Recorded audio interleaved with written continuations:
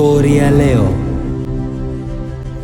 Yuda Iskarioti alikuwa Myahudi wa karne ya kwanza. Alikuwa mmojawapo wa mitume wa Yesu. Pia alikuwa mweka hazina wa kundi la mitume. Tuanzie hapa. Basi wale wanafunzi wa Yesu wakafanya kama walivyoambiwa, kwa maana waliambiwa watafute nyumba ambayo watafikia, na hakika ikawa hivyo. Basi ilipofika jioni, Yesu alikuja na wale thenashara, yaani wanafunzi wake. Maandiko matakatifu katika kile kitabu cha mwinjili Marko sura ya 14 aya ya 18 nayo inasema, nao walipokuwa wameketi chakulani wakila, Yesu alisema, amin nawaambieni, mmoja wenu naye anakula pamoja nami atanisaliti. Wote kwa mshangao wakashtuka, huku wakiangaliana pasi na kujua ni nani hasa atamsaliti Yesu. Wakahuzunika huku wakimuuliza mmoja mmoja, je, ni mimi? Yesu akawaambia, ni mmoja wao hao thenashara ambaye atachovya pamoja nami. Basi Yesu akaongea maneno magumu na yenye kuwafikirisha wengi kati ya wale wanafunzi wake, yaani thenashara, katika kile kitabu cha mwinjili Marko sura ya 14 aya ya 21 nayo inasema, kwa maana mwana wa Adamu aenda zake kama alivyoandikiwa, lakini ole wake mtu yule ambaye amsaliti mwana wa Adamu. Ingekuwa heri kwake mtu yule kama asingalizaliwa. Wote wakashangaa na kuanza kuogopa. Lakini muda huo huo Yesu akatoa mkate, kisha akaubariki, akaumega, akawapa akisema, twaeni, huu ndio mwili wangu. Halafu akatoa kikombe, akashukuru, akawapa, wakakinywa wote. Akawaambia, hii ndiyo damu yangu ya agano jipya, imwagikayo kwa ajili ya wengi. Stori ya leo.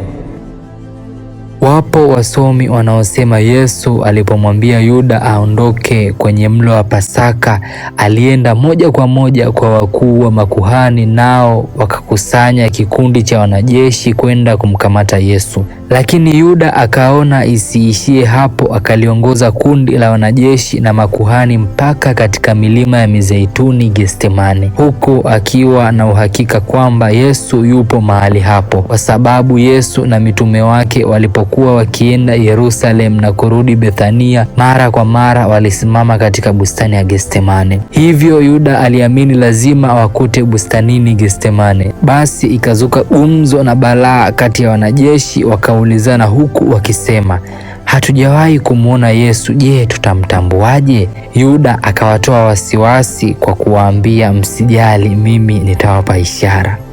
Hii inadhihirishwa katika maandiko matakatifu kwenye kile kitabu cha mwinjili Mathayo sura ya 26 aya ya 48 nayo inasema, na yule mwenye kumsaliti alikuwa amewapa ishara akisema, nitakayembusu huyo ndiye, mkamateni. Basi Yuda akaliongoza kundi hilo la makuhani na wanajeshi na kuingia bustanini, kisha akamwona Yesu na mitume wake, akamwendea moja kwa moja. Mara akamwendea Yesu akasema, salamu Rabi, akambusu. Yesu akamwambia, Yuda, wamsaliti mwana wa Adamu kwa kumbusu? Kisha Yesu hakuendelea na mazungumzo hayo, akawafuata wale makuhani na maaskari, alafu akawauliza, mnamtafuta nani? Umati ukamjibu, Yesu Mnazareti. Kwa ujasiri Yesu akasema, ni mimi. Stori ya leo. Basi alipowaambia ni mimi, walirudi nyuma wakaanguka chini. Kisha akawauliza tena, mnamtafuta nani? Wakasema, Yesu Mnazareti. Yesu akajibu, nimekwisha kuwaambieni ya kwamba ni mimi. Basi ikiwa mnanitafuta mimi, waacheni hawa waende zao. Kisha akaendelea kusema, ili litimizwe lile neno alilolisema, wale ulionipa sikumpoteza hata mmoja wao. Basi Simoni Petro alikuwa na upanga, akaufuta, akampiga mtumwa wa kuhani mkuu, akamkata sikio la kuume, na yule mtumwa jina lake aliitwa Malkos. Basi Yesu akamwambia Petro, rudisha upanga wako alani mwake. Je, kikombe alichonipa Baba mimi nisikinywe? Yesu alimuuliza Simoni Petro. Stori ya leo. Basi wale askari na yule jemedari na wale watumishi wa Wayahudi walimkamata Yesu wakamfunga. Mitume walipoona hivyo wote wakakimbia. Kisha wakampeleka kwanza kwa Anas mkwewe Kayafa, ambaye alikuwa ndiye kuhani mkuu mwaka ule. Stori ya leo. Kisha Yuda yule mwenye kumsaliti alipoona ya kuwa amekwisha kuhukumiwa, alijuta, akawarudishia wakuu wa makuhani na wazee vile vipande 30 vya fedha, akasema, nalikosa nilipoisaliti damu isiyo ya hatia. Katika maandiko matakatifu, yule mwinjili Marko sura ya 27 aya ya 5 anasema, akavitupa vile vipande vya fedha katika hekalu, akaondoka akaenda akajinyonga. Mwinjili Marko akaendelea kusema, wakuu wa makuhani wakavitoa vile vipande vya fedha, wakasema, si halali kuviweka katika sanduku la sadaka kwa kuwa ni kima cha damu. Hivyo wao wakajadiliana na kufikia hatama ya kununua shamba la mfinyanzi liwe mahali pa kuzikia wageni wanapokufa wakiwa ziarani huko mjini Yerusalemu. Yapo maandiko yanayosema baada ya uasi Yuda alikiri na kuona amekosa sana, halafu wale makuhani nao walimkataa na vile vipande 30 vya fedha pia walivikataa. Basi Yuda alijuta na kugundua kosa lake, ambapo kitaalamu tunaita toba ya metameloma.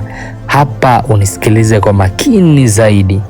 Yaani toba ya metameloma hii siyo toba ya kweli, wala si toba halisi iletayo wokovu, bali ni toba itokanayo na majuto na matokeo ya dhambi, na sio majuto ya chanzo cha matokeo hayo. Mtu mwenye toba ya namna hii hana nia ya kuacha dhambi, bali hujuta binafsi, wala hamwendei Mungu na akasema, nimekosa mbele ya mbingu na mbele ya nchi. Mfano yeye Yuda aliwaendea makuhani na wala hakumwendea Mungu na kujuta mbele yake. Stori ya leo. Wako wasomi wa dini ya Kikristo wanaosema kuna toba za aina mbili, yaani toba ya kwanza ni toba ya metameloma na toba ya pili ni toba ya metanoia. Toba ya metameloma ni kama nilivyoeleza hapo awali, lakini toba ya metanoia ni toba halisi inayoleta wokovu na humfanya mtu kujuta binafsi na kuichukia dhambi ambayo ni chanzo cha matokeo yake ya dhambi aliyoifanya, halafu humrudia Mungu na kutubu kwake, kisha huwa tayari kuacha dhambi zake zote wakati huo na kutenda mema ya kumpendeza Mungu. Pia huwa tayari kufanya malipizi kwa watu wote wa nchi na kuwaambia nao nimekosa. Mfano, mtu aliyefanya toba hii ya metanoia alikuwa Mtume Petro. Stori ya leo. Na hii ndiyo stori ya leo ya Yuda kumsaliti Yesu. Ulikuwa nami toka mwanzo hata mwisho, Kelvin Bosco, Kevin Think.